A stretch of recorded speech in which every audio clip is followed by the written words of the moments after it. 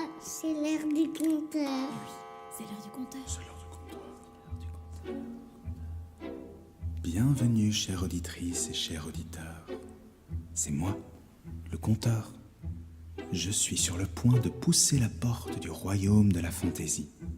Veux-tu m'y accompagner, toi aussi? Alors, allons-y. Là, bien loin au-delà des montagnes et des mers, où se côtoient ogres et sorcières, nobles princes et humbles bergères. Contes, mythes, légendes et classiques de la littérature, ils n'attendent que toi. N'aie pas peur, c'est l'heure du conteur. Aujourd'hui, je vais te raconter l'histoire de la petite princesse. Il était une fois, dans une région chaude et lointaine d'Inde, une petite fille prénommée Sarah Crew. Son père, le capitaine Crew, l'aimait tendrement et veillait à ce qu'elle ne manque de rien. Sa mère était morte alors qu'elle n'était encore qu'un bébé, et depuis, le capitaine n'avait vécu que pour sa fille unique, sa petite princesse, comme il aimait l'appeler. Sarah n'était pas une enfant comme les autres. Elle parlait avec un sérieux étonnant pour son âge, et son imagination, vive et débordante, la poussait à voir des merveilles dans les choses les plus mondaines.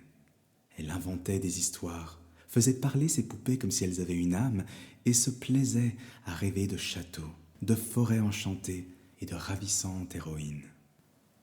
Lorsque Sarah atteignit l'âge de 7 ans, le capitaine décida de la confier à un pensionnat londonien, afin qu'elle y reçoive une éducation raffinée.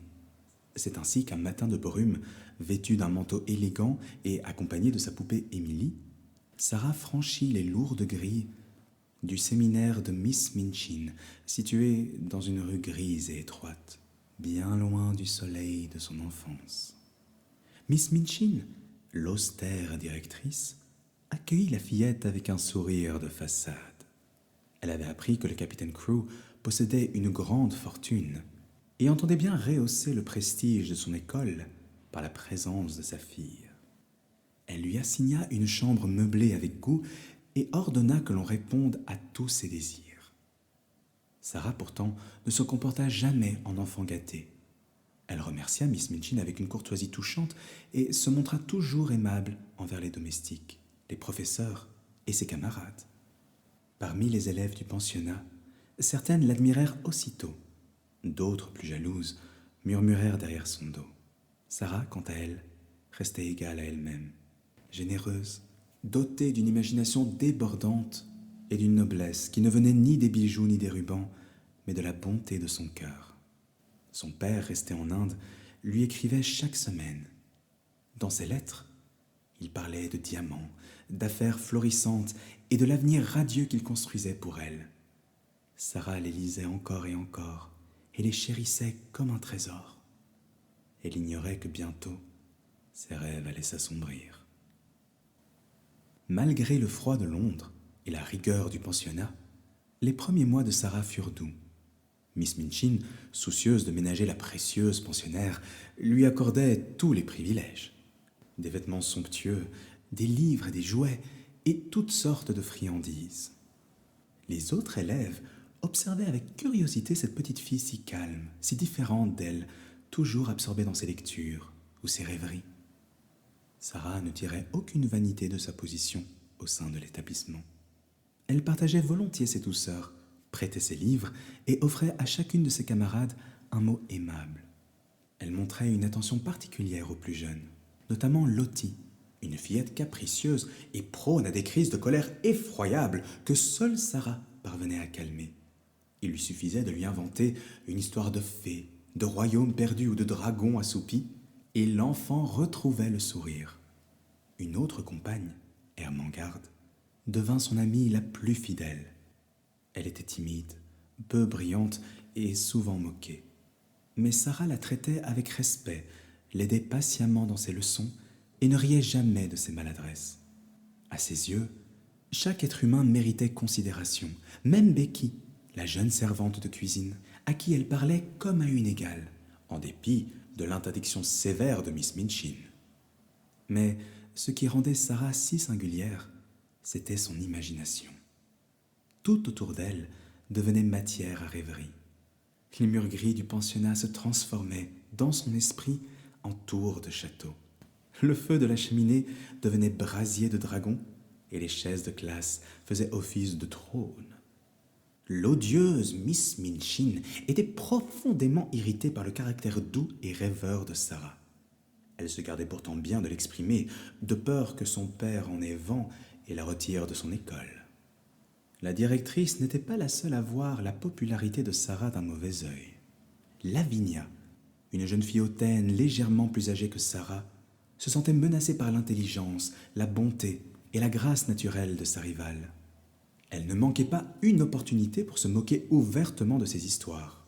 « Faites place, voici la princesse Sarah qui arrive !» ironisait-elle. Mais Sarah répliquait avec douceur. « Toutes les jeunes filles sont des princesses, même quand elles sont méprisantes comme toi, Lavinia. » Et elle continuait d'enchanter ses camarades grâce à ses récits fantastiques.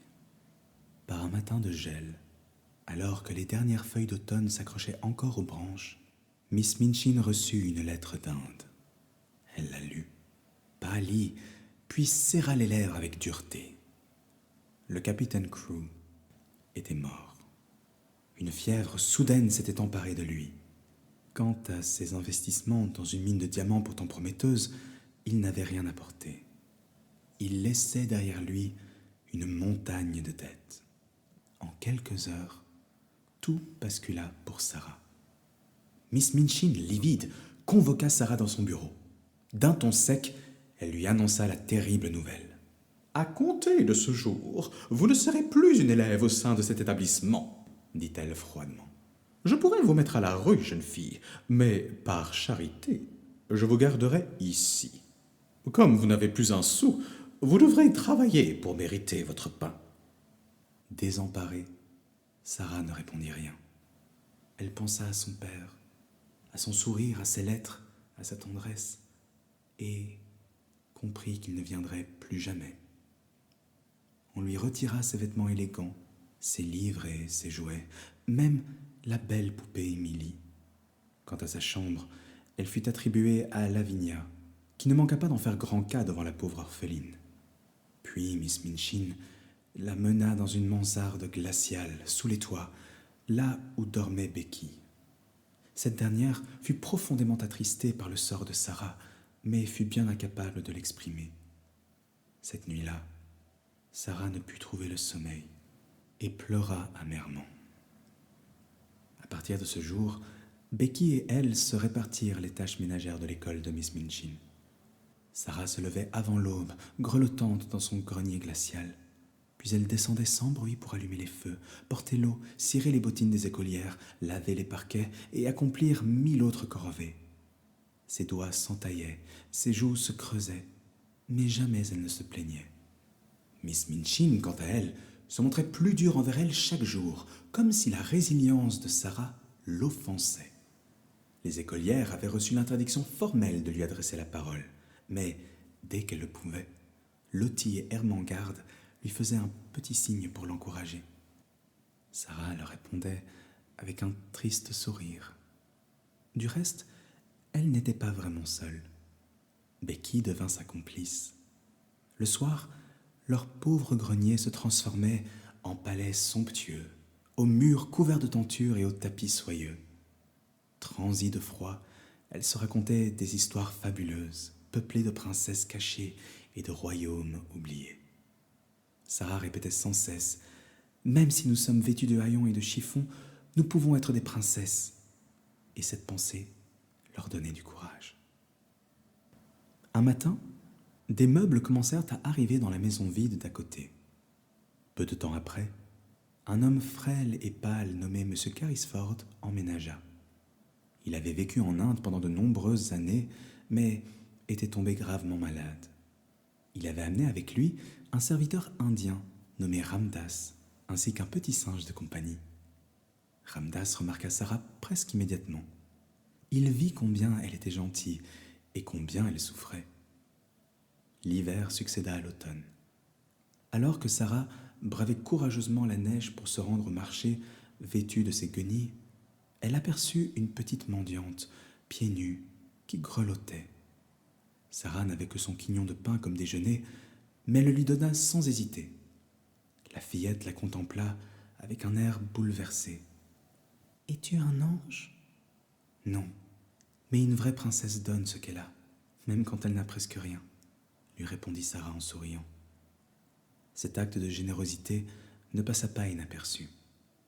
Du haut de sa fenêtre, Ramdas avait assisté à la scène et rapporta à M. Carrisford la gentillesse de Sarah. Ensemble, ils planifièrent une surprise spéciale pour elle. De retour au pensionnat, Sarah s'était hâtée de remonter dans son humble grenier. Quelle ne fut pas sa surprise d'y trouver Becky et Ermengarde. Ermengarde sourit timidement. « Je t'ai apporté un peu de nourriture que ma tante m'a envoyée. Tu m'as tant manqué. » Sarah serra son amie dans ses bras. « Tu m'as manqué aussi. » Puis, regardant autour de la pièce, Sarah dit « Nous ferons semblant d'avoir une nappe en soie, des verres en cristal et un bon feu de cheminée. Notre festin sera digne d'un banquet royal. » Elles rirent, ravies à l'idée d'une telle splendeur. Toute la nourriture fut rapidement disposée, et elles allaient commencer à manger quand la porte s'ouvrit brusquement. C'était mademoiselle Minchin. « Ermengarde !» glapit-elle. « Emporte cette nourriture immédiatement. Becky, descends tout de suite aux cuisines. Quant à toi, Sarah, n'espère pas te mettre quelque chose sous la dent, ni ce soir, ni demain. » Sur ces mots, elle empoigna Becky et quitta la pièce en claquant la porte derrière elle. Restée seule, Sarah sentit son cœur se briser. « Comme j'ai été stupide de faire semblant, » pensa-t-elle. « Ce ne sont que des histoires idiotes que j'ai inventées. Je ne suis pas une princesse. Je ne suis qu'une souillon, et je le resterai pour toujours. » Affamée et épuisée, Sarah s'endormit en sanglotant. À son réveil, elle découvrit un feu vif qui brûlait dans la cheminée, un tapis moelleux au pied de son lit, une table dressée pour un copieux petit déjeuner et une pile de livres. Elle y trouva un petit mot qu'elle lut à voix haute, à la petite fille dans le grenier, de la part d'un ami. Becky était stupéfaite. « Qui donc a bien pu faire cela ?» lui demanda-t-elle. « C'est de la magie, » murmura Sarah. Un jour, le singe de M. Carrisford sauta par les toits et entra dans le grenier de Sarah. « Je dois te ramener à ton propriétaire, petit chenapan, » dit Sarah en câlinant le singe. Elle sortit discrètement de l'école et sonna à la porte d'à côté. Ramdas l'emmena directement voir M. Carrisford. « Je suis M. Carrisford, » dit le vieil homme. « Je suis enchanté de faire votre connaissance. L'Inde ne vous manque-t-elle pas trop ? Souhaiterais-tu t'y rendre un jour ? » J'y ai vécu avec mon père, lui répondit Sarah. Je suis venue ici pour aller à l'école, mais il nous a quittés, et depuis je travaille au pensionnat de Miss Minchin. Et comment s'appelait ton papa ? L'interrogea l'homme, troublé. Capitaine Ralph Crewe, répondit-elle. Je m'appelle Sarah Crewe. Ciel ! S'écria M. Carrisford en bondissant de sa chaise. Je t'ai retrouvé ! Sarah recula, confuse. M. Carrisford reprit son souffle. J'étais l'ami de ton père. Il m'a donné tout son argent pour investir dans une mine de diamants. Nous venions juste d'apprendre que la mine ne valait rien quand il est mort. Quelques semaines plus tard, nous avons découvert des diamants, plus qu'il n'en avait jamais été trouvé ailleurs. Je t'ai cherché pour m'occuper de toi, comme ton cher papa me l'avait demandé. Je savais juste que tu étais dans un pensionnat, mais j'ignorais lequel. Et dire que tu étais là, juste à côté. Dans nos rêves les plus fous, nous n'aurions jamais deviné que la fille du grenier et Sarah Crewe ne faisaient qu'une seule et même personne. Sur ces entrefaites, Miss Minchin fit irruption dans la pièce. Elle lança un regard noir à Sarah. « Monsieur Carrisford, veuillez pardonner l'insolence de cette petite effrontée. Je veillerai personnellement à ce qu'elle soit sévèrement punie et qu'elle ne vienne plus vous importuner de la sorte. » Comme elle était sur le point de s'emparer du poignet de Sarah, M. Carrisford s'interposa. « Miss Minchin, dit-il avec froideur, je vous remercie d'avoir pris soin de l'enfant jusqu'à présent, mais désormais, Sarah vivra ici avec moi. » Miss Minchin écarquilla les yeux. « Mais c'est impossible !» bredouilla-t-elle. « Sarah est une pensionnaire de mon école. » M. Carrisford la fixa droit dans les yeux. « Comment osez-vous parler de la sorte ?» Les lèvres de Miss Minchin frémirent, mais elle releva le menton avec mépris. « Mademoiselle Sarah comprendra un jour. J'ai pu être dur avec elle, mais tout ce que j'ai fait, je l'ai fait pour son bien. » Ramdas lui montra la porte. Indignée, Miss Minchin allait se retirer lorsque Sarah s'avança et lui dit avec douceur « Je vous pardonne. » Ces mots parurent profondément ébranler la directrice, mais ce fut la dernière fois que Sarah la vit. Et c'est ainsi que Sarah Crewe vint s'installer chez M. Carrisford. Ce dernier adopta également Becky. Quant à Lottie et Ermengarde, elles vinrent souvent jouer avec elle dans leur beau jardin. Sarah grandit, entourée de l'amour et de la bienveillance que chaque enfant mérite, et veilla toujours à aider son prochain comme une vraie petite princesse.